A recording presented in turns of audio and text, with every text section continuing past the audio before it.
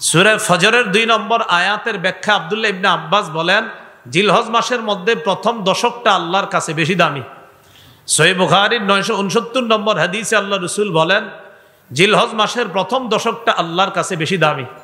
মুসনাদে বাজ্জারের 1128 নম্বর হাদিসে আল্লাহ রসুল বলেন, জিলহজ মাসের প্রথম দশক আল্লাহর কাছে বেশি দামি।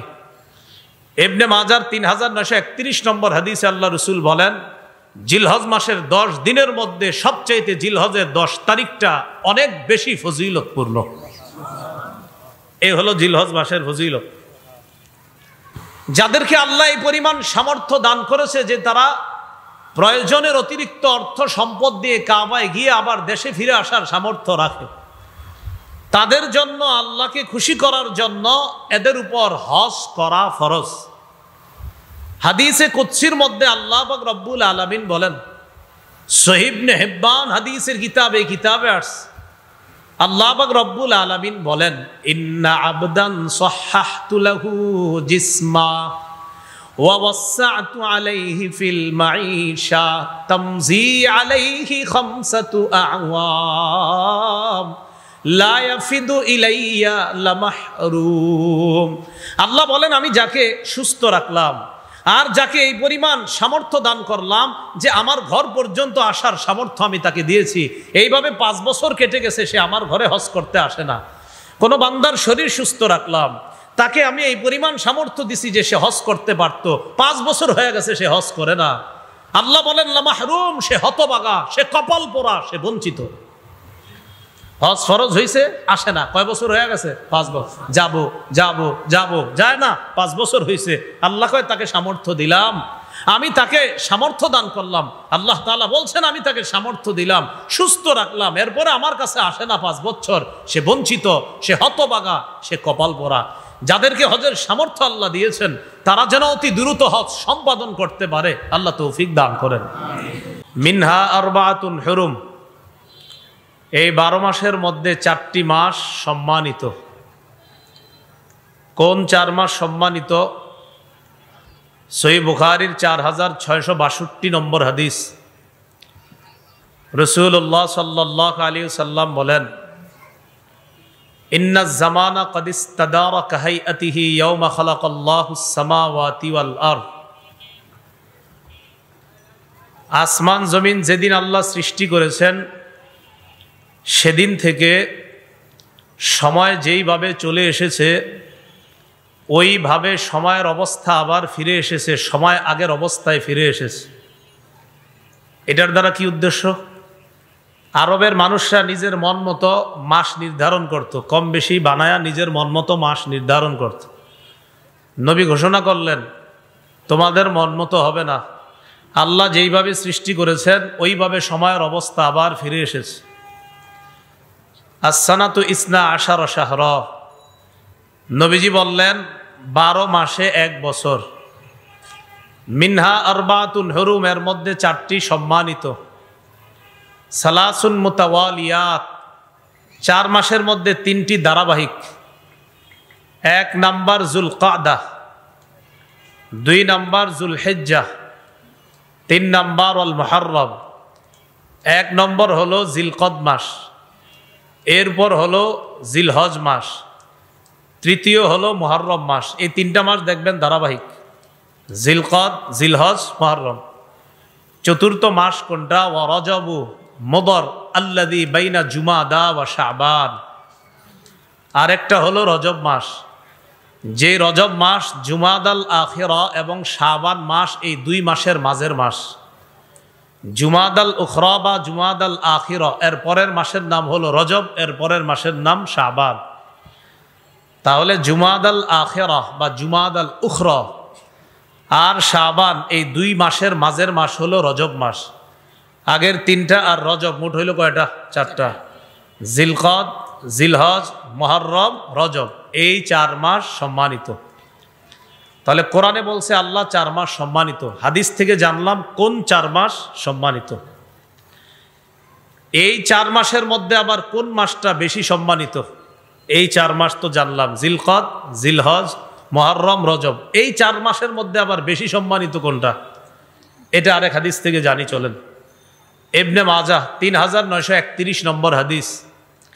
রাসূলুল্লাহ সাল্লাল্লাহু আলাইহি সাল্লাম বিদায় হজের ভাষণের মধ্যে বললেন, আলা ওয়া ইন্না আহরামাশ শুহুরি শাহরুকুম হাযা, জেনে রাখো তোমাদের মাসসমূহের মধ্যে এই মাসটা সবচেয়ে সম্মানিত তথা জিলহজ মাস। আল্লাহ বলছে 4 মাস সম্মানিত। বুখারীর বর্ণনায় নবী বলে দিলেন কোন 4 মাস, ইবনে মাজার বর্ণনায় বলে দিলেন এই 4 মাসের মধ্যে আবার জিলহজ মাস। জিলহজ মাসের মধ্যে আবার কোন দিনগুলা বেশি সম্মানিত? সূরা ফজরের 1-2 নম্বর আয়াতে আল্লাহ বলেন, ওয়াল ফাজরি ওয়ালায়ালিন আশ, ভোরবেলার শপথ এবং 10 রাতের শপথ। আব্দুল্লাহ ইবনে আব্বাস রাদিয়াল্লাহু তাআলা আনহুমা বলেন এই 10 রাত দ্বারা উদ্দেশ্য জিলহজের প্রথম দশক। তাহলে জিলহজ মাসের মধ্যে আবার প্রথম দশক বেশি মর্যাদাপূর্ণ। সহিহ বুখারীর 969 নম্বর হাদিস। 969 কেমনে হয় বলেন তো? 969 কত হয়? 969 969 নম্বর হাদিস। এই হাদিসের মধ্যে আসছে রাসূলুল্লাহ সাল্লাল্লাহু আলাইহি সাল্লাম বলেন, মা মিন আইয়ামিন আল আমালুস সালিহু ফিহা আহাব্বু ইলাল্লাহ মিন হাযিহিল আইয়াম, ইয়ানি আল আশার। রাসূলুল্লাহ সাল্লাল্লাহু আলাইহি সাল্লাম বলেন, যেই দিনগুলোতে মানুষ ইবাদত করে, নেক আমল করে, নেক আমল যেই দিনগুলোতে মানুষ করে, জিলহজ মাসের প্রথম দশকের নেক আমলের মতো এত দামি নেক আমল আল্লাহর কাছে অধিক প্রিয় আর কোনো নেক আমল নাই। এই 10 দিনের নেক আমল আল্লাহর কাছে এত দামি। বলেন তো আল্লাহ বলছে কয় মাস সম্মানিত? 4 মাস। নবী বলে দিয়েছে কোন 4 মাস? বলেন তো যেই 4 মাস সম্মানিত ওই 4 মাসের মাঝে আবার বেশি সম্মানিত কোন মাস? জিলহজের মধ্যে আবার কোন 10 দিন বেশি সম্মানিত? প্রথম 10 দিন। এই 10 দিনের মধ্যে আবার কোন দিনটা বেশি সম্মানিত? এই 10 দিনের মধ্যে। এটা আবার হাদিস থেকে জানি চলেন। ইবনে মাজার 3931 নম্বর হাদিস আছে। রাসূলুল্লাহ সাল্লাল্লাহু আলাইহি সাল্লাম বলেন, আলা ওয়া ইন্না আহরামাল আইয়াম ইয়াউমুকুম হাদা, শোনো দিনের মধ্যে সবচাইতে সম্মানিত দিনসমূহের মধ্যে সর্বোত্তম দিন হলো এই দিনটা তথা জিলহজ মাসের 10 তারিখ। জিলহজ মাসের 10 তারিখ। মুসনাদে বাজ্জার হাদিসের একটা কিতাব আছে। এই কিতাবের 1128 নম্বর হাদিসের বর্ণনা। রাসূলুল্লাহ সাল্লাল্লাহু আলাইহি সাল্লাম বলেন, আফজলুল আইয়াম আইয়ামুল আশর, আশরি জিলহিজ্জাহ। রাসূলুল্লাহ সাল্লাল্লাহু আলাইহি সাল্লাম বলেন সর্বোত্তম দিন হলো জিলহজ মাসের প্রথম 10 দিন। আর ইবনে মাজার বর্ণনায় নবী বলেন এই 10 দিনের মধ্যে আবার শ্রেষ্ঠ দিন হলো জিলহজের 10 তারিখ। এবার ঠান্ডা মাথায় একটু শুনেন। সূরা তাওবার 36 নম্বর আয়াতে আল্লাহ বলেন 4টি মাস সম্মানিত। সহিহ বুখারীর 4662 নম্বর হাদিসে রাসূল বলেন জিলকদ, জিলহজ, মুহররম আর রজব এই 4 মাস সবচেয়ে সম্মানিত। ইবনে মাজার 3931 নম্বর হাদিসে বলেন এই 4 মাসের মধ্যে আবার জিলহজ মাস সবচেয়ে বেশি সম্মানিত। সূরা ফজরের 2 নম্বর আয়াতের ব্যাখ্যা আব্দুল্লাহ ইবনে আব্বাস বলেন জিলহজ মাসের মধ্যে প্রথম দশকটা আল্লাহর কাছে বেশি দামি। সহিহ বুখারীর 969 নম্বর হাদিসে আল্লাহ রাসূল বলেন জিলহজ মাসের প্রথম দশকটা আল্লাহর কাছে বেশি দামি। মুসনাদে বাজ্জারের 1128 নম্বর হাদিসে আল্লাহ রাসূল বলেন জিলহজ মাসের প্রথম দশক আল্লাহর কাছে বেশি দামি। ইবনে মাজার 3931 নম্বর হাদিসে আল্লাহ রাসূল বলেন জিলহজ মাসের 10 দিনের মধ্যে সবচাইতে জিলহজের 10 তারিখটা অনেক বেশি ফজিলতপূর্ণ। এই হলো জিলহজ মাসের ফজিলত। এই জিলহজ মাসের ফজিলত আমরা জানলাম, জিলহজ মাসের গুরুত্ব আমরা জানলাম। এবার আমরা জানবো জিলহজ মাসের করণীয়। গত রাত থেকে জিলহজ মাস শুরু হয়ে গিয়েছে। যারা কোরবানি করব এবং কোরবানি করব না, গত রাত থেকেই তাদের জন্য প্রথম করণীয় ছিল চুল নখ না কাটা। এটা যারা কোরবানি করব এবং করব না সবার জন্যই। আবু দাউদ এবং নাসাইর বর্ণনা দ্বারা বোঝা যায় শুধু যারা কোরবানি করবে তাদের জন্য এই আমল, চুল আর নখ না কাটা। তো নাসাইর আরেকটা বর্ণনা দ্বারা বোঝা যায় যারা কোরবানি করবে না তারাও চুল নখ কাটবে না। তো প্রথম কথা, যারা কোরবানি করবে তারা এই 10 দিন কোরবানির আগ পর্যন্ত চুল নখ কাটবে না। তিরমিজির বর্ণনা 1523 নম্বর হাদিস। এই হাদিসের মধ্যে রাসূলুল্লাহ সাল্লাল্লাহু আলাইহি সাল্লাম বলেন, মান রাআ হিলালা যিল হিজ্জাহ ওয়া আরাদা আন ইউদহিয়া ফালা ইয়াখুযান্না মিন শা'রিহি ওয়া আযফারিহি। যে ব্যক্তি জিলহজ মাসের চাঁদ দেখবে এবং সে যদি কোরবানি দেওয়ার ইচ্ছা করে, সে যেন তার চুল নখ না কাটে, এইগুলা সে যেন না কাটে। হাদিস থেকে কি বুঝলাম? যে কোরবানি দিবে সে চুল কাটবে না, নখ কাটবে না। নাসাইর বর্ণনা, সহিহ মুসলিমেরও বর্ণনা 1977 নম্বর হাদিস। আমাদের মাদ্রাসার পাঠ্যপুস্তক অনুসারে মোট হাদিস সংখ্যা হবে 3033টা মুসলিমের।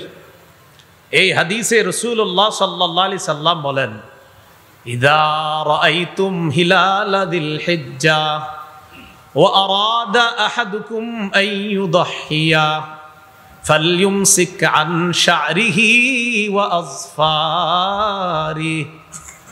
রাসূলুল্লাহ সাল্লাল্লাহু আলাইহি সাল্লাম বলেন, তোমরা যখন জিলহজের চাঁদ দেখবা, তোমাদের কেউ যখন কোরবানির ইচ্ছা করে আর জিলহজের চাঁদ দেখে, সে যেন চুল নখ কাটা থেকে বিরত থাকে।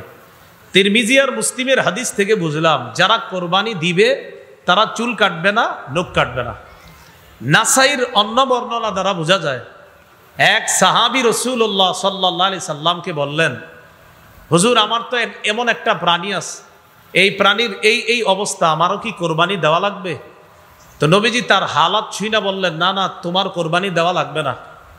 তুমি কোরবানির দিন চুল কাটবা, নখ কাটবা। বুঝেন কি বলে? তুমি কোরবানির দিন চুল নখ কাটবা, এর মানে কোরবানির আগ পর্যন্ত তুমিও চুল কাটবা না, নখ কাটবা না। কোরবানির দিন তুমি চুল নখ কাটবা, অন্যরা কোরবানি করলে যে সওয়াব, তুমি এই আমল করেও সেই সওয়াব পাবা। এখান থেকে বোঝা যায় যে কোরবানি করবে না সেও কোরবানির আগ পর্যন্ত চুল নখ কাটা থেকে বিরত থাকবে, কোরবানির দিন সে চুল নখ কাটবে। এমনকি এই 10 দিন বাচ্চাদেরও চুল না কাটা যদি পারেন, এটা কোনো জরুরি বিষয় না। আব্দুল্লাহ ইবনে ওমর রাদিয়াল্লাহু তাআলা আনহুমা এক এলাকা দিয়ে রওনা করছে। মাররা বিইমরাআতিন তাখুযু মিন শা'রি ইবনিহা। এক মহিলা তার বাচ্চার চুল কাটতেছে, বাচ্চার চুল কাটে। তো ইবনে ওমর বললেন, আহা, তুমি যদি কোরবানির দিন পর্যন্ত একটু অপেক্ষা করতা, তারপর যদি চুলটা কাটতা, কি বোঝা যায়? বাচ্চার মাকে ইবনে ওমর রাদিয়াল্লাহু তাআলা আনহুমা বললেন, তুমি যদি কোরবানির দিন পর্যন্ত অপেক্ষা করতা, তারপর যদি চুলটা কাটতা। এখান থেকে বোঝা যায় বাচ্চাদেরও 10 দিন পর্যন্ত আপনার চুল না কাটা। এটি কিন্তু জরুরি বিষয় না, যদি করেন খুব ভালো। তাহলে জিলহজের প্রথম কাজ পাইলাম আমরা, চুল নখ না কাটা। জিলহজ মাসের দ্বিতীয় করণীয়, আজকে যারা রোজা রাখছেন আলহামদুলিল্লাহ, যারা রাখতে পারেন নাই বাকি আরো 8টা আছে। তো নিয়ম ছিল 9টা রোজা রাখা। যদি পারেন, আজকে না রাখলেও সমস্যা নেই, বাকি 8টা রাখার চেষ্টা করেন। তো দ্বিতীয় করণীয় জিলহজের 9টা রোজা রাখা। আবু দাউদের বর্ণনা 2437 নম্বর হাদিস, 2437 নম্বর হাদিস। এই হাদিসের মধ্যে আসছে, কানা রাসূলুল্লাহ সাল্লাল্লাহু আলাইহি ওয়াসাল্লাম ইয়াসুমু তিসআ যিল হিজ্জাহ। রাসূলুল্লাহ সাল্লাল্লাহু আলাইহি সাল্লাম 9 জিলহজ পর্যন্ত, জিলহজের প্রথম থেকে 9 জিলহজ পর্যন্ত 9টা রোজা রাখতেন। নাসাইর বর্ণনা 2415 নম্বর হাদিস। এই হাদিসটি সবাই মুখস্থ রাখবেন, অন্যদের কাছে প্রচার করে দিবেন, নিজেরাও সারা জীবন আমল করার চেষ্টা করবেন, আমরাও করব, বলি ইনশাআল্লাহ। নাসাইর 2415 নম্বর হাদিস। قال رسول الله صلى الله عليه وسلم أربع لم يكن يدعهن النبي صلى الله عليه وسلم রাসূলুল্লাহ সাল্লাল্লাহু আলাইহি সাল্লাম 4টি কাজ কখনো ছাড়তেন না। মুখস্থ করি, কয়টি কাজ নবী কখনো ছাড়তেন না? 4টি কাজ। আমরাও ইনশাআল্লাহ চেষ্টা করব এই 4 কাজ ভবিষ্যতে ছাড়বো না ইনশাআল্লাহ। নবী কয়টি কাজ ছাড়তেন না? 4টি। 1 নম্বর সিয়ামা আশুরা,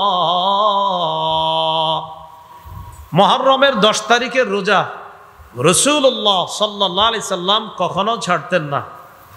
2 নাম্বার ওয়াল আশার, জিলহজের প্রথম দশকের রোজা রাসূলুল্লাহ সাল্লাল্লাহু আলাইহি সাল্লাম ছাড়তেন না। 3 ওয়া সালাসাতা আইয়ামিন মিন কুল্লি শাহ, প্রত্যেক মাসের 3টা রোজা 13, 14, 15 আরবি মাসের এই 3 রোজা রাসূল ছাড়তেন না। 4 নাম্বার ওয়া রাকাআতাইনি ক্বাবলাল গাদাত, ফজরের নামাজের আগের 2 রাকাত সুন্নত রাসূল সাল্লাল্লাহু আলাইহি সাল্লাম কখনো ছাড়তেন না। এবার আমরা সবাই একটু চর্চা করি, বলেন তো কয় আমল নবীজি কখনো ছাড়তেন না? সাহস করে বলে ফেলেন তো। 1 নাম্বার মাশাআল্লাহ, 1 নাম্বার মুহররমের 10 তারিখের রোজা, 2 নাম্বার জিলহজের প্রথম দশকের রোজা, 3 নাম্বার মাসে 3টা রোজা, 4 নাম্বার ফজরের আগের 2 রাকাত সুন্নত। আচ্ছা আমরা একটু বলি, বললে মনে থাকবে। বলেন 1 নম্বর মুহররমের 10 তারিখের রোজা, 2 জিলহজের প্রথম দশকের রোজা, 3 প্রত্যেক আরবি মাসের 3টি রোজা, 4 ফজরের আগের 2 রাকাত সুন্নত। এই 4টা আমল রাসূল সাল্লাল্লাহু আলাইহি সাল্লাম কখনো ছাড়তেন না। যাই হোক, জিলহজ মাসের দ্বিতীয় আমল পাইলাম 9টি রোজা রাখা। আজকে যারা রাখছেন আলহামদুলিল্লাহ, বাকিগুলাও রাখবেন। যারা রাখতে পারেন নাই, বাকিগুলা রাখলে সওয়াব আছে, ফজিলত আছে, কোনো সমস্যা নাই, রাখেন। তৃতীয় আমল 9 জিলহজের রোজাটা গুরুত্ব দিয়ে রাখা।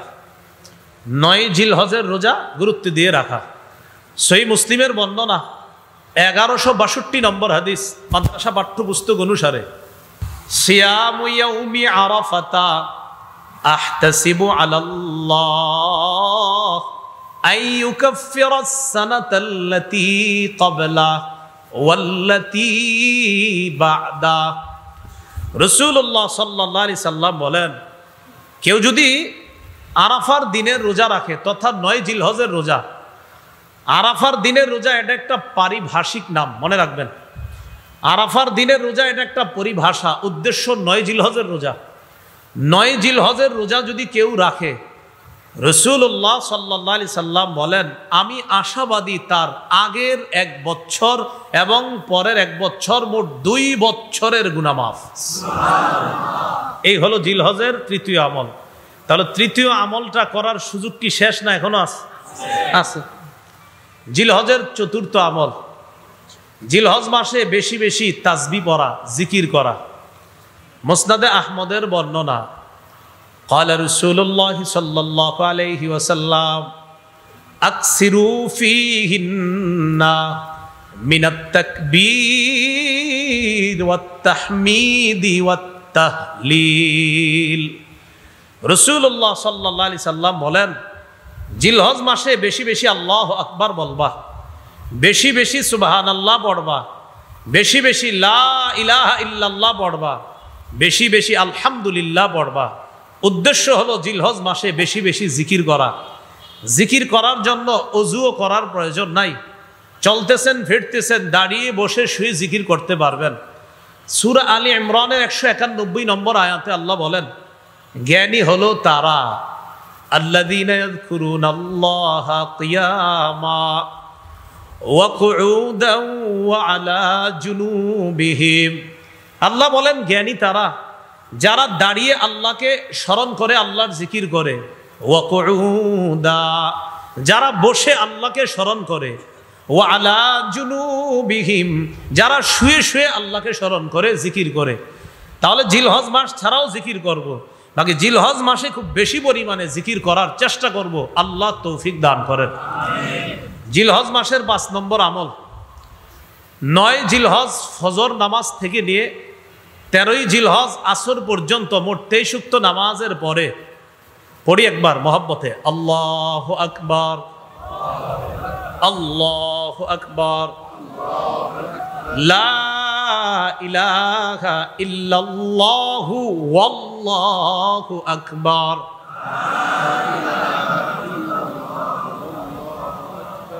আল্লাহু আকবার। কি বলছি বুঝে আসছে? লা ইলাহা ইল্লাল্লাহু ওয়াল্লাহু আকবার, আল্লাহু আকবার ওয়ালিল্লাহিল হামদ। আল্লাহু আকবার, আল্লাহু আকবার, লা ইলাহা ইল্লাল্লাহু ওয়াল্লাহু আকবার, আল্লাহু আকবার ওয়ালিল্লাহিল হামদ। 9 জিলহজ ফজর থেকে নিয়ে 13 জিলহজ আসর পর্যন্ত পুরুষরা উচ্চ আওয়াজে একবার, নারীরা নিম্ন আওয়াজে একবার পাঠ করবে। এই 23 ওয়াক্ত নামাজের মাঝে কারো কোনো নামাজ যদি কাজা হয়ে যায়, কারো যদি 9 জিলহজ ফজর থেকে নিয়ে 13 জিলহজ আসর পর্যন্ত কোনো ওয়াক্ত নামাজ কাজা হয়, আর ওই কাজা নামাজটা যদি আপনি এই 5 দিনের মধ্যে আদায় করেন, আমি আবারও বলছি 9 জিলহজ থেকে নিয়ে 13 জিলহজ পর্যন্ত যেই নামাজগুলোর পরে তাকবীরে তাশরিক পড়তে হয়, এই নামাজগুলার কোনো এক ওয়াক্ত নামাজ যদি ওজরের কারণে কারো কাজা হয়ে যায়, আপনি কোনো কারণে এক ওয়াক্ত নামাজ কাজা হয়ে গেছে, এর মানে আপনি তাকবীরে তাশরিকটাও দিতে পারেন নাই, নামাজ কাজা মানে তাকবীরও তো দেন নাই। এখন যদি এই 5 দিনের মধ্যে আপনি তাকবীরে তাশরিকের দিনগুলা চলার মধ্যেই যদি ওই ওয়াক্ত নামাজের কাজাটা পড়েন, তাহলে কাজা নামাজের পরে এই তাকবীরটাও পড়তে হবে।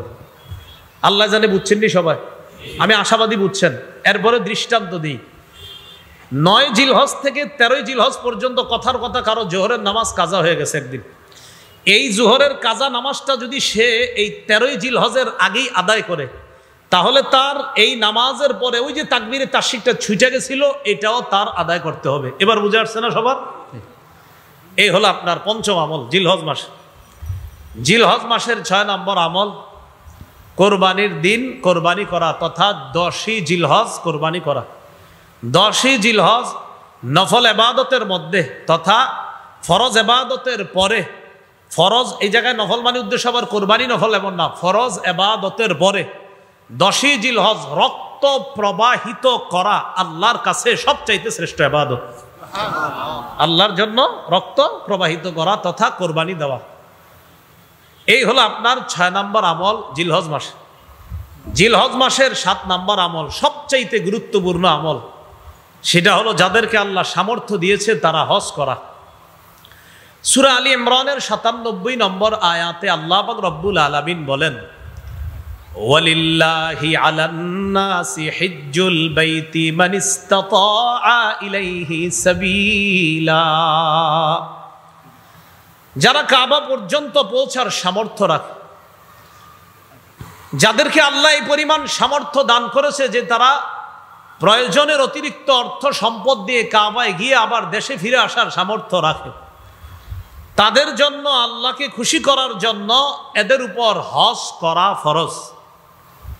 হাদিসে কুদসির মধ্যে আল্লাহ পাক রব্বুল আলামিন বলেন, সহিহ ইবনে হিব্বান হাদিসের কিতাবে আসছে, আল্লাহ পাক রব্বুল আলামিন বলেন, ইন্না আবদান সাহহাহতু লাহু জিসমা ওয়া ওয়াসসা'তু আলাইহি ফিল মাঈশা তামজি আলাইহি খামসাতু আ'ওয়াম লা ইয়াফিদু ইলাইয়া লামাহরুম।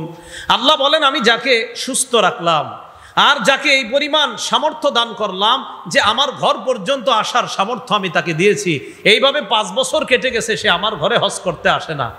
কোনো বান্দার শরীর সুস্থ রাখলাম, তাকে আমি এই পরিমাণ সামর্থ্য দিছি যে সে হজ করতে পারতো, 5 বছর হয়ে গেছে সে হজ করে না। আল্লাহ বলেন লামাহরুম, সে হতভাগা, সে কপাল পোড়া, সে বঞ্চিত। হজ ফরজ হয়েছে, আসে না, কয় বছর হয়ে গেছে? 5 বছর। যাবো যায় না, 5 বছর হয়েছে।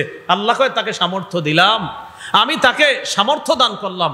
আল্লাহ তাআলা বলছেন আমি তাকে সামর্থ্য দিলাম, সুস্থ রাখলাম, এরপরে আমার কাছে আসে না 5 বছর, সে বঞ্চিত, সে হতভাগা, সে কপাল পোড়া। যাদেরকে হজের সামর্থ্য আল্লাহ দিয়েছেন তারা যেন অতি দ্রুত হজ সম্পাদন করতে পারে, আল্লাহ তৌফিক দান করেন। সহিহ মুসলিমের বর্ণনা 1337 নম্বর হাদিস, 1337 মাদ্রাসা পাঠ্যপুস্তক অনুসারে রাসূলুল্লাহ সাল্লাল্লাহু আলাইহি সাল্লাম বলেন, قد فرض عليكم الحاج وفي رواية إن الله كتب عليكم الحاج فحجوا রাসূলুল্লাহ সাল্লাল্লাহু আলাইহি সাল্লাম বলেন, তোমাদের উপর হজ ফরজ করা হয়েছে।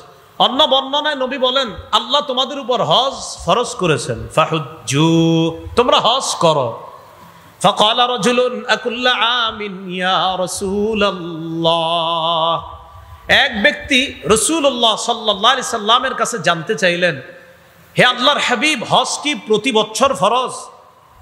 ফাসাকাতা, রাসূলুল্লাহ সাল্লাল্লাহু আলাইহি সাল্লাম চুপ রইলেন। নবী বললেন, তোমাদের উপর হজ ফরজ করা হয়েছে যাদের সামর্থ্য আছে, অতএব তোমরা হজ করো। একজন প্রশ্ন করলেন, হুজুর হজ কি প্রতি বছর ফরজ? নবীজি চুপ রইলেন। হাত্তা ক্বালাহা সালাসা, এই প্রশ্নটা তিনি 3 বার করলেন। এরপর নবী বললেন, লাউ কুলতু নাআম লাওয়াজাবাত ওয়ালা মাসতাতাতুম, আমি যদি তোমার প্রশ্নের জবাবে বলতাম হ্যাঁ, তুমি যে আমারে 3 বার প্রশ্ন করলা প্রতি বছর হজ ফরজ কিনা, আমি যদি বলে ফেলতাম হ্যাঁ, তাহলে প্রতি বছর সামর্থ্যবানদের জন্য হজ ফরজ হয়ে যেত। আর এটা তোমরা করতে পারতা না। কেন তোমরা আমাকে এত প্রশ্ন করো? যারুনি মা তারাকতুকুম, আমি যতটুকু বলি এতটুকু মেনে নাও, তোমরা বেশি প্রশ্ন করবা না। ফাইন্নামা হালাকা মান কানা ক্বাবলাকুম বিকাসরাতি সুআলিহিম ওয়া ইখতিলাফিহিম আলা আমবিয়াইহিম, তোমাদের পূর্ববর্তী জাতি বেশি প্রশ্ন করার কারণে আর নবীদের সাথে বেশি মতভেদ করার কারণে ধ্বংস হয়ে গেছে। আমারে এত প্রশ্ন করবা না, বলছি হজ ফরজ, এত প্রশ্ন কেন করো? প্রত্যেক বছর হজ ফরজ, আমি নবী যদি বলে ফেলতাম হ্যাঁ, সামর্থ্যবানরা প্রতি বছর হজ করা লাগতো, আর এটা কষ্টকর হয়ে যেত। আবু দাউদের বর্ণনা 1721 নম্বর হাদিস, রাসূলুল্লাহ সাল্লাল্লাহু আলাইহি সাল্লামের একজন সাহাবী নাম আকরা ইবনে হাবিস, আকরা ইবনে হাবিস সাআলান নবী সাল্লাল্লাহু আলাইহি ওয়াসাল্লাম আল হজ্জু ফি কুল্লি সানাতিন আও মাররাতান ওয়াহিদা, রাসূলুল্লাহ সাল্লাল্লাহু আলাইহি সাল্লামের কাছে প্রশ্ন করলেন, হুজুর হজ কি প্রতি বছর ফরজ? একবার জীবনে? নবীজি সাল্লাল্লাহু আলাইহি সাল্লাম জবাব দিলেন, বাল মাররাতান ওয়াহিদা, না, সামর্থ্যবানদের জন্য জীবনে একবার হজ ফরজ, প্রতি বছর না, বরং জীবনে কয়বার হজ ফরজ? একবার, সামর্থ্যবানদের জন্য হজ ফরজ। এরপর নবী বললেন, ফামান যাদা ফাহুয়া তাতাওউন, কেউ যদি একবারের বেশি হজ করে এটা নফল হবে, কেউ যদি একবারের বেশি হজ করে এটা কি হবে? নফল হবে। এই হলো আপনার হজের ফরজিয়ত। যাদেরকে সামর্থ্য দিছে তারা হজ করা। ভাই, যাদের সামর্থ্য আছে তাড়াতাড়ি হজ করেন। ইবনে মাজার বর্ণনা 2883 নম্বর হাদিস, 2883, এই হাদিসের মধ্যে আছে, ক্বালা রাসূলুল্লাহ সাল্লাল্লাহু আলাইহি ওয়াসাল্লাম মান আরাদাল হজ্জা ফালইয়াতাআজ্জাল, যে ব্যক্তি হজের ইচ্ছা করেছে সে যেন তাড়াতাড়ি হজ করে। ফাইন্নাহু ক্বাদ ইয়ামরাদুল মারিদ, হতে পারে সে অসুস্থ হয়ে যাবে, এই বেটা অসুস্থ হয়ে যেতে পারে হজ করার না করার কারণে। এমন হয়ে যেতে পারে যে তার সামর্থ্য আছে, হজে যাবে, যায় না, আগামী বছর যাব, যায় না, আগামী বছর যাব, যায় না। নবী কয়, আরে তুমি তো অসুস্থ হয়ে যেতে পারো। ওয়া তাদিল্লুদ্দাল্লা, বাহন হারিয়ে যেতে পারে। ওয়া তারিদুল হাজা, প্রয়োজন এসে যেতে পারে, তখন আর তুমি হজ করতে চাইলেও করতে পারবা না। দেখেন, করোনার আগে অনেক মানুষ হজের টাকা জমাইছে, করোনা আসলো, হজ বন্ধ করে দিল, যেতে পারলো না, আত্মীয় স্বজন বিপদে পড়লো, তাদেরকে টাকা বিলিয়ে দিল। দেখেন, নবী বলছে প্রয়োজন যে কখন আসবে তুমি কিন্তু জানো না, তাই হজের ইচ্ছা করলে তাড়াতাড়ি হজ করে ফেলো। আমরা কি কেউ জানতাম করোনা আসবে? তাহলে দেখেন, এই জন্য যাদের হজ ফরজ, ভাই হজটা করে ফেলেন। আব্দুল্লাহ ইবনে আব্বাস রাদিয়াল্লাহু তাআলা আনহুমার বর্ণনা, সহিহ ইবনে খুজাইমার বর্ণনা, রাসূলুল্লাহ সাল্লাল্লাহু আলাইহি সাল্লামের এই বিশিষ্ট সাহাবী বলেন, তাআজ্জালু ইলাল হজ্জি ইয়ানি আল ফরিদা, তোমরা তাড়াতাড়ি হজ করো। ফাইন্না আহাদাকুম লা ইয়াদরি মা ইয়ারিদুলা, তোমাদের কেউ জানে না কোন প্রয়োজন তার সামনে এসে যেতে পারে, তাই প্রয়োজন আসার আগে হজ আদায় করে ফেলো। বলেন তো, হজে গেলে আল্লাহর একটা শ্রেষ্ঠ ঘর দেখতে পাই, এটাকে কি বলে? কাবা। বলেন, কি বলে? কাবা। রাসূলুল্লাহ সাল্লাল্লাহু আলাইহি সাল্লামের সাহাবী আব্দুল্লাহ ইবনে ওমর রাদিয়াল্লাহু তাআলা আনহুমার বর্ণনা, তিনি বলেন, মুসান্নাফ আব্দুর রাজ্জাক নামে হাদিসের একটা কিতাব আছে, 8817 নম্বর হাদিস, ইস্তামতিউ বিহাদাল বাইতি ফাকাদ হুদিমা মাররাতাইন ওয়া ইউরফাউ ফিস সালিসা। রাসূলুল্লাহ সাল্লাল্লাহু আলাইহি সাল্লাম বলেন, হজ উমরার মাধ্যমে এই কাবা ঘরের থেকে তোমরা তাড়াতাড়ি উপকৃত হও, হজের মাধ্যমেও কাবার থেকে উপকৃত হও, উমরায় যে কাবার দ্বারা উপকৃত হও। মনে রাখবা ফাকাদে হুদিমা মাররাতাইন, কাবা দুইবার ধ্বংস করা হয়েছে। ওয়ায়ুরফাউ ফিস সালিসা, তৃতীয়বার ধ্বংস করার পর কাবা কিন্তু উঠিয়ে নেওয়া হবে। তাই কাবা উঠিয়ে নেওয়ার আগে তাড়াতাড়ি হজে যাও, উমরায় গিয়ে ওই কাবার দ্বারা উপকৃত হওয়ার চেষ্টা করো। আল্লাহ আমাদের সকলকে, যাদের হজের তৌফিক হয়েছে এখনো যাইতেছি না আমরা, হজের সামর্থ্য আছে যাইতেছি না, আল্লাহ দ্রুত হজ করার তৌফিক দান করেন। ওমর ইবনুল খাত্তাব রাদিয়াল্লাহু তাআলা আনহুর বর্ণনা, তাফসীর ইবনে কাসীরের মধ্যে মুহাম্মদ ইবনে কাসীর রাহমাতুল্লাহি আলাইহি এই বর্ণনাটা আনছেন। তিনি বলেন, قال عمر بن الخطاب رضي الله تعالى عنه من أطاق الحج فلم يحج فسواء عليه أن يموت يهوديا أو نصرانيا। কোন ব্যক্তি হজের সামর্থ্য হলো কিন্তু হজ করলো না, সে ইহুদি হয়ে মারা যাক অথবা খ্রিস্টান হয়ে মারা যাক, এতে আল্লাহর কিছু আসে যায় না। যে ব্যক্তি হজের সামর্থ্য পাওয়ার পরেও সে হজে যায় না, যে ব্যক্তি হজে যাওয়ার যোগ্যতা অর্জন করেছে, হজে যাওয়ার সামর্থ্যবান হয়েছে কিন্তু হজে যায় না, এই ব্যক্তি ইহুদি হয়ে মারা যাক অথবা খ্রিস্টান হয়ে মারা যাক, এতে আল্লাহর কিছু আসে যায় না। নাউজুবিল্লাহ, আওয়াজ দিয়ে পড়ি। আল্লাহ আমাদের সকলকে, আমরা যেন হজ করতে পারি, সকলকে আল্লাহ তৌফিক দান করেন। যাদের টাকা আছে, অর্থ এই বর্তমানে আছে, তারা তো করবো, যাদের অর্থ নাই তারাও নিয়ত করেন যেন আল্লাহ ব্যবস্থা করে দেয়। অনেকে আবার হজে না গিয়ে নিজের সন্ন্যাস দাবি করে, আমি সন্ন্যাসী তাই হজে যাবো না। উনি সন্ন্যাসী, উনি আল্লাহর ওলি, এই জন্য হজে যাবে না। উনি কি সুন্দর কথা, উনি সন্ন্যাসী, হজে গেলে মানুষ দেখে ফেলবে, মানুষ বলবে এই লোকটা কাবার সামনে আসছে, এই জন্য মানুষকে দেখানো, যেহেতু মানুষ দেখে ফেলবে এই জন্য উনি হজে যাবে না, এটা সন্ন্যাসগিরি। মুসনাদে আহমদে আসছে, রাসূল সাল্লাল্লাহু আলাইহি সাল্লাম বলেন, হজ না কইরা সন্ন্যাসগিরির কোনো স্থান ইসলামের মধ্যে নাই। আবু দাউদের বর্ণনা 1729 নম্বর হাদিস। এই হাদিসের মধ্যে রাসূলুল্লাহ সাল্লাল্লাহু আলাইহি সাল্লাম বলেন, লা সরুরতা ফিল ইসলাম, হজ না করে ইসলামের মধ্যে কোনো বিরাগ্যতা করা, কোনো বৈরাগ্যতা দেখানো, এটার স্থান ইসলামের মধ্যে নাই। তাহলে বলেন তো, হজ ফরজ, সামর্থ্যবান হওয়ার পরেও এই ফরজ হজ অস্বীকার করে কেউ যদি বলে আমি বৈরাগী হয়ে গেছি, আমি সন্ন্যাসী হয়ে গেছি, হজে গেলে মানুষ আমাকে দেখবে, এটা কি বলেন, এটা কি বৈরাগ্যতা নাকি ভণ্ডামি? ওনার হজ ফরজ উনি যায় না কেন? মানুষ দেখে ফেলবে, এই জন্য যায় না। রাসূল বলেন এই জাতীয় সন্ন্যাসগিরি ইসলামের মধ্যে নাই। আল্লাহ আমাদেরকে বুঝার তৌফিক দান করেন। এবার মন দিয়ে 11টা কথা শুনবেন। কয়টা? এতক্ষণ আলোচনা এক অংশ গেল, এখন সর্বশেষ 11টা কথা মন দিয়ে শুনেন। 1 নাম্বার, হজের ফজিলত। এই হজের ফজিলতের ক্ষেত্রে 4টি হাদিস বলতেছি, মন দিয়ে শুনেন। তিরমিজির বর্ণনা 811 নম্বর হাদিস। قال رسول الله صلى الله عليه وسلم من حج فلم يرفث ولم يفسق غفر له ما تقدم من ذنبه। যে ব্যক্তি হজ করলো, হজের মধ্যে অশ্লীল কথা বলল না আর অশ্লীল কাজ করলো না, তার আগের গুনাহগুলা মাফ করে দেওয়া হলো। আরেকটা ফজিলত শুনেন, সহিহ বুখারীর বর্ণনা 1521 নম্বর হাদিস। قال رسول الله صلى الله عليه وسلم من حج لله فلم يرفث ولم يفسق رجع كيوم ولدته امه। রাসূলুল্লাহ সাল্লাল্লাহু আলাইহি সাল্লাম বলেন, কেউ যদি আল্লাহর জন্য হজ করে, হজের মধ্যে যদি অশ্লীল কথা না বলে, অশ্লীল কাজ না করে, তার মা তাকে জন্ম দিলে যেমন নিষ্পাপ, এমন নিষ্পাপ সদ্য নবজাতক শিশুর মতো সে হজ থেকে ফিরে আসবে। আরেকটা ফজিলত শুনেন, قال رسول الله صلى الله عليه وسلم من حج لله فقضى مناسكه। যে ব্যক্তি আল্লাহর জন্য হজ করে আর হজের বিধিবিধানগুলো সঠিকভাবে পালন করে, ওয়া সালিমাল মুসলিমুনা মিন লিসানিহি ওয়া ইয়াদি, হজে যাওয়ার পর এই ব্যক্তির হাত এবং জবান থেকে কষ্ট দেওয়া থেকে অন্য হাজিরা যদি নিরাপদ থাকে।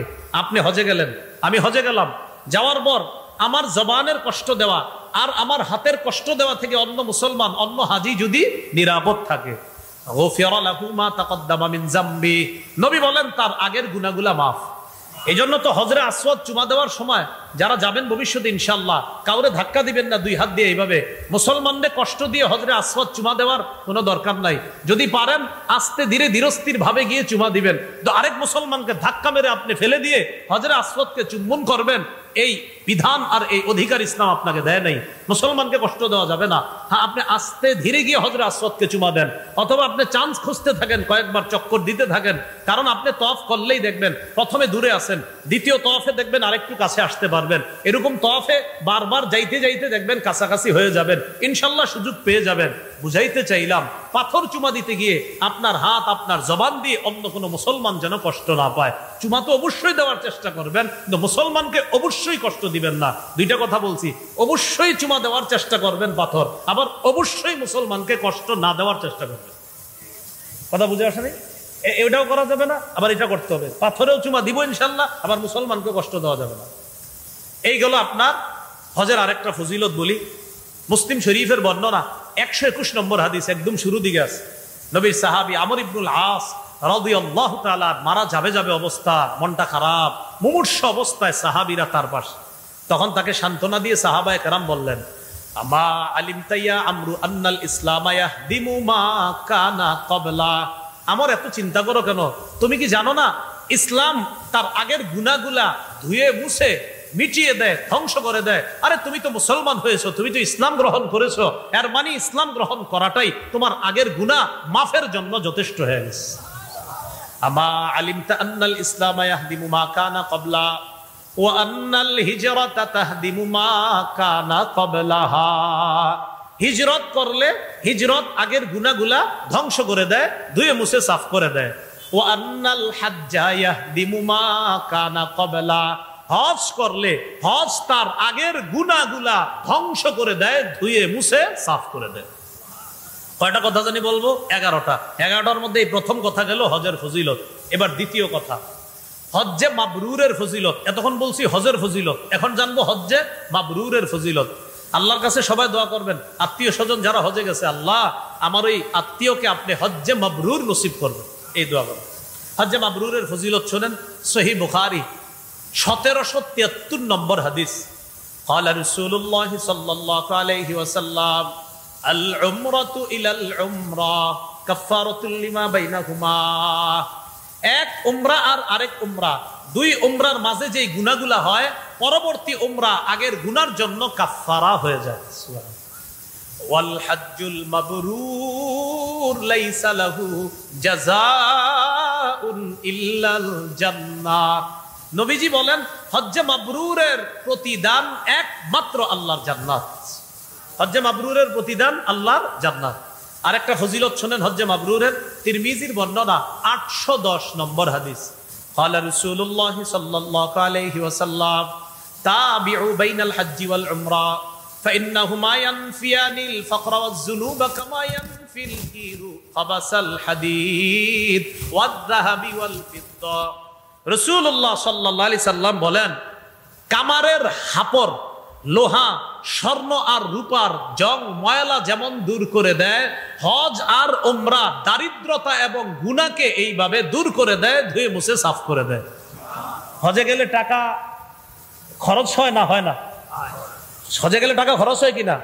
নবীজি বলেন টাকা দেখতেছো খরচ হয়, তোমার দারিদ্রতা দূর হয়। সুবহানাল্লাহ। আরে ভাই, টাকা গেলে কি টাকা কমলো না বাড়লো? বলেন কমলো। টাকা গেলে কি কমলো না?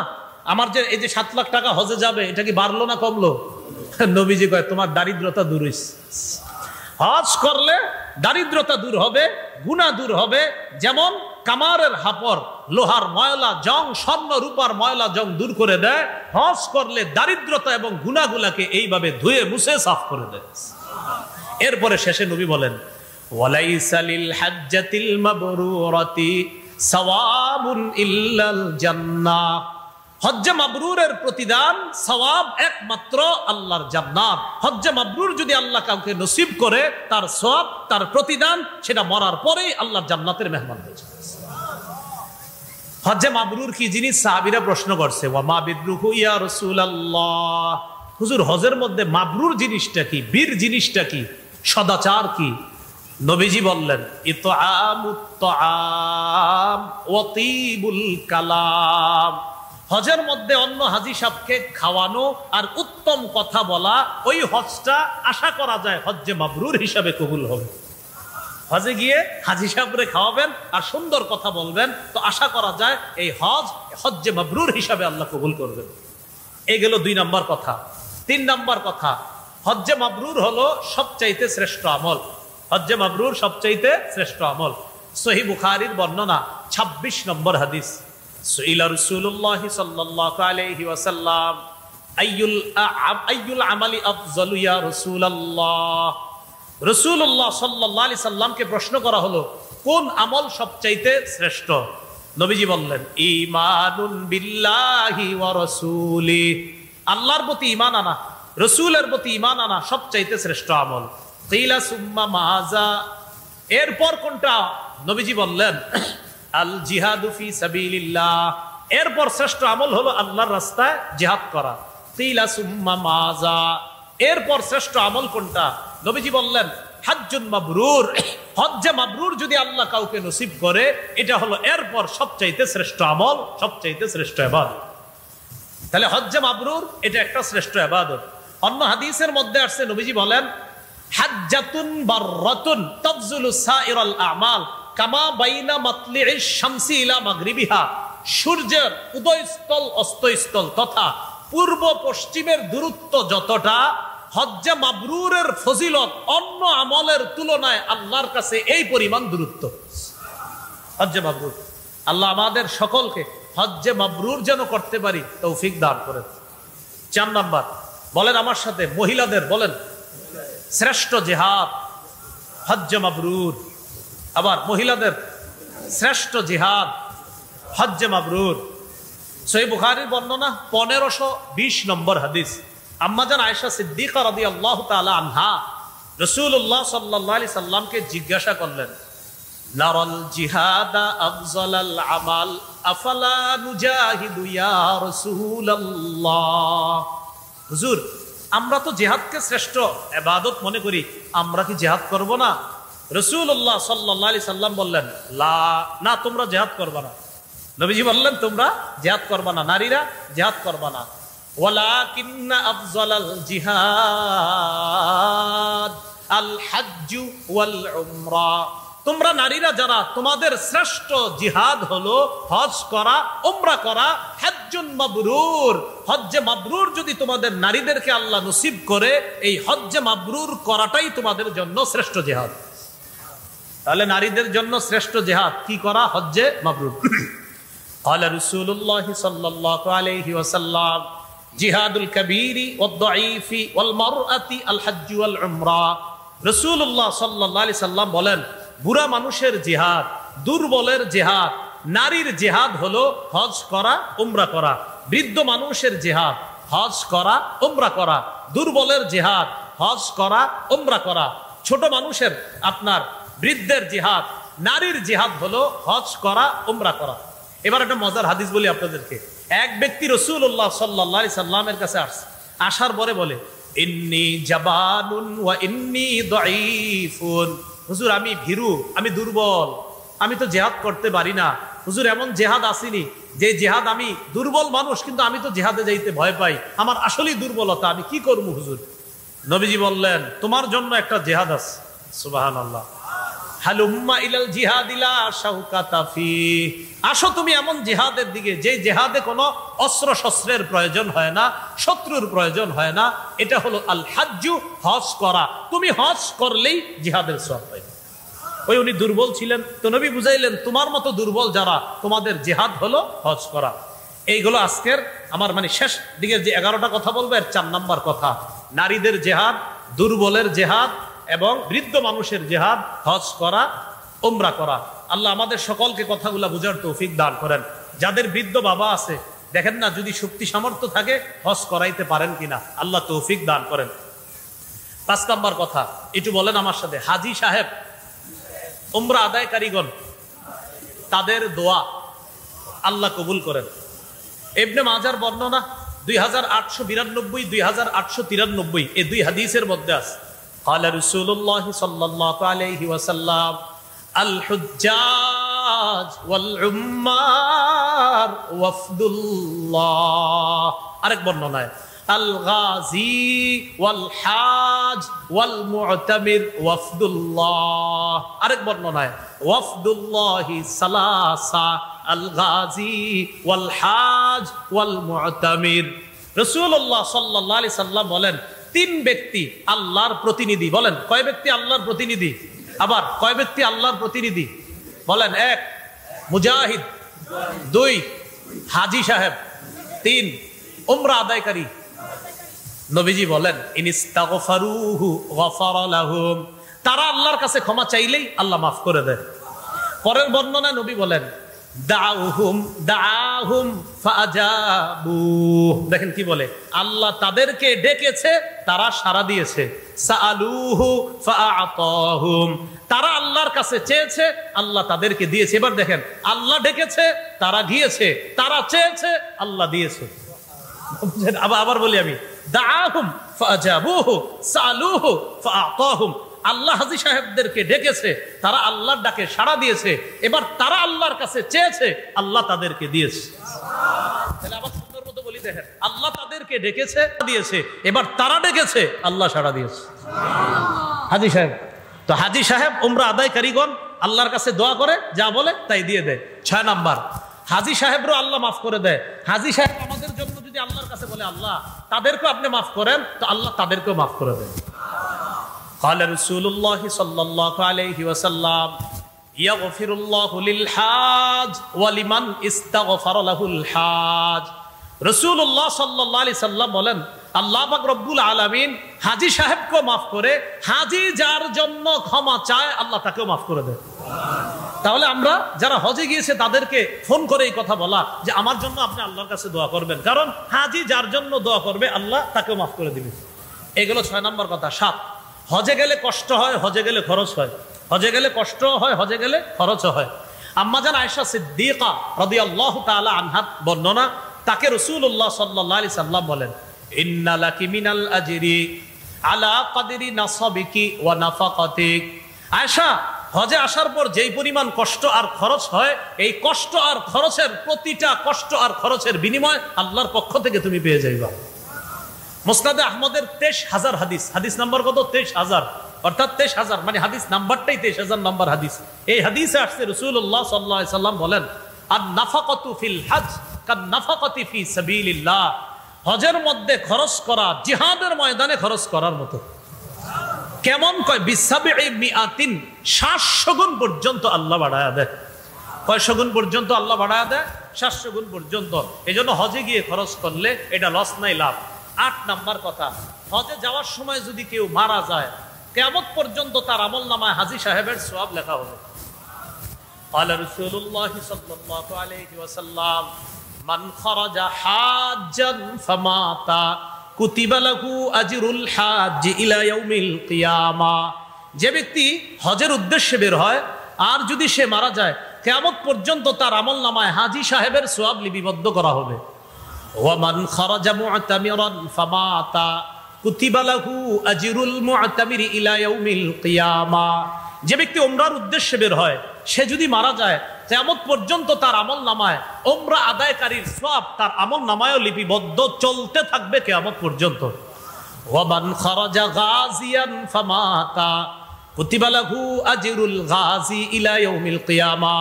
কেউ যদি জিহাদের উদ্দেশ্যে ঘর থেকে বের হয় আর যদি সে মারা যায়, কিয়ামত পর্যন্ত মুজাহিদের সওয়াব তার আমলনামায় লিপিবদ্ধ চলতে থাকবে। একটা মজার হাদিস আপনাদেরকে শোনাই। রাসূলের সব হাদিসই তো মজার। রাসূল সাল্লাল্লাহু আলাইহি ওয়াসাল্লামের সব হাদিসই কি মজার। মাঝে মাঝে মজার বলি মানে এটা বেশি মজা। সহিহ বুখারীর 1266, 1267। আরাফার ময়দানে নবীর পাশে এক সাহাবী। কোন জায়গায়? আরাফার ময়দানে। তো ওই জায়গায় এক সাহাবী নবীর পাশে। বাইনামা রাজুলুন ওয়াকিফুন মা রাসূলিল্লাহি সাল্লাল্লাহু আলাইহি ওয়াসাল্লাম বিআরাফা। এক ব্যক্তি আরাফার ময়দানে নবীর পাশে। ইদ ওয়াকাআ আন রাহিলাতি, লোকটা তার বাহন থেকে নিচে পড়ে ফাকসাতহু, ঘাড় মচকে লোকটা মারা গেছে। আমি আবার বলছি, আরাফার ময়দানে নবীর পাশে এক ব্যক্তি তার বাহন থেকে পড়ে গিয়ে ঘাড় মচকে মারা গেছে। মারা যাওয়ার পর এখন কি হবে? গোসল হবে, কাফন হবে। সাহাবায়ে কেরামকে নবী বললেন ইগসিলুহু বিমাইন ওয়া সিদরিন, তাকে বড়ই পাতা গরম পানিতে বড়ই পাতা গরম করে তাকে গোসল দাও, 1 2 ওয়াকাফিনুহু বিসাউবাইন, তাকে 2 কাপড় দিয়ে কাফন দাও। পুরুষে কয় কাপড় দিতে হয়? 3টা। তো তাকে কয়টা দিতে বললেন নবী? 2টা। 3 নাম্বার ওয়ালা তুহান্নিতুহু, তাকে সুগন্ধি লাগাইবা না। 4 নাম্বার ওয়ালা তুখাম্মিরু রাসাহু, তার মাথাটা ঢাকবা না। তাহলে 1 নাম্বার গোসল করাও, 2 নাম্বার 2 কাপড়ে কাফন পড়াও, 3 নাম্বার সুগন্ধি লাগাও না, 4 নাম্বার মাথাটা ঢাকবা না। ফাইন্নাহু ইউবাসু ইয়াউমাল কিয়ামাতি মুলাব্বিয়া, কিয়ামতের ময়দানে সে লাব্বাইক আল্লাহুম্মা লাব্বাইক বলতে বলতে কবর থেকে উঠবে। তাহলে হজে গিয়ে মারা গেলে কি লস না লাভ? লাভ। তাহলে বলেন হজে গিয়ে, বলেন হজে গিয়ে বেঁচে গেলে লাভ, মরে গেলেও লাভ। বলেন বেঁচে গেলে নিষ্পাপ শিশু, মরে গেলে কিয়ামত পর্যন্ত সওয়াব, লস থাকে, বাঁচলেও লাভ মরলেও লাভ। এ হলো 8 নাম্বার। 9 নাম্বার হজে গিয়ে তালবিয়া পাঠ করা, ওই যে লাব্বাইক আল্লাহুম্মা লাব্বাইক, এটা পাঠ করা। তিরমিজির বর্ণনা 827 নম্বর হাদিস। এই হাদিসের মধ্যে আসছে রাসূলুল্লাহ সাল্লাল্লাহু আলাইহি ওয়াসাল্লাম 827, 828, 829 সবগুলো হাদিসের মধ্যে একই তালবিয়ার বর্ণনা। নবীজি বলেন মামিন মুসলিমিন ইউলাব্বি ইল্লা লাব্বা মান আন ইয়ামিনিহি আও আন শিমালিহি মিন হাজারিন আও মাদারিন আও ওয়াবারিন ওয়া ফি রিওয়ায়া মিন শাজারিন আও ওয়াবারিন আও মাদারিন। রাসূলুল্লাহ সাল্লাল্লাহু আলাইহি সাল্লাম বলেন কোন ব্যক্তি যখন তালবিয়া পাঠ করে তার পাশে গাছ পাতা বৃক্ষ রাজি মাটি ইত্যাদি যা আছে সবাই তার সাথে তালবিয়া পাঠ করতে থাকে। এইগুলো 9 নাম্বার আলোচনা। 10 নাম্বার তওয়াফ করা। আবু দাউদের 1888 নম্বর হাদিসের মধ্যে আসছে রাসূলুল্লাহ সাল্লাল্লাহু আলাইহি সাল্লাম বলেন ইন্নামা জুইলা তাওয়াফু ওয়া বাইনা সাফা ওয়াল মারওয়া ওয়া রামিউল জিমার লিইকামাতি যিকরিল্লাহ। তওয়াফ করা, সাফা মারওয়ার মাঝখানে সাই করা এবং শয়তানকে কঙ্কর মারা, এগুলা সব আল্লাহর জিকিরের অন্তর্ভুক্ত, আল্লাহর স্মরণের অন্তর্ভুক্ত। রাসূলুল্লাহ সাল্লাল্লাহু আলাইহি সাল্লাম বলেন মান তাওফা উসবুআন, যে ব্যক্তি 7 বার তওয়াফ করে, অর্থাৎ 7 বার যে ব্যক্তি তওয়াফ করে, কানা কাইদলি রাকাবাতিন, একটা গোলাম আজাদ করার সওয়াব পেয়ে যায়। এগুলো 10 নাম্বার। সর্বশেষ